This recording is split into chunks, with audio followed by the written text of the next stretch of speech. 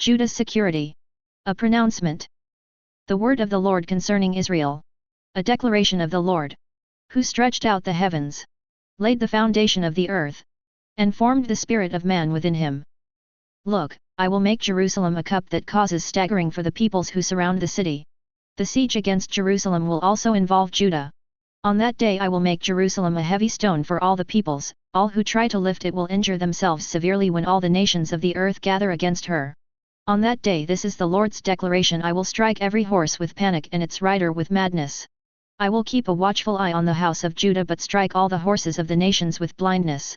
Then each of the leaders of Judah will think to himself, the residents of Jerusalem are my strength through the Lord of armies, their God. On that day I will make the leaders of Judah like a firepot in a woodpile, like a flaming torch among sheaves, they will consume all the peoples around them on the right and the left, while Jerusalem continues to be inhabited on its site, in Jerusalem.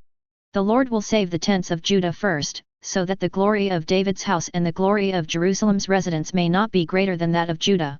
On that day the Lord will defend the inhabitants of Jerusalem, so that on that day the one who is weakest among them will be like David on that day, and the house of David will be like God, like the angel of the Lord, before them.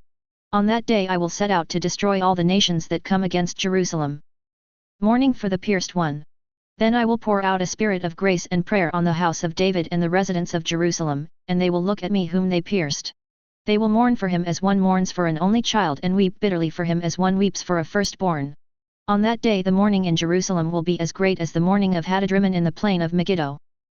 The land will mourn, every family by itself, the family of David's house by itself and their women by themselves, the family of Nathan's house by itself and their women by themselves, the family of Levi's house by itself and their women by themselves, the family of Shimei by itself and their women by themselves, all the remaining families, every family by itself, and their women by themselves.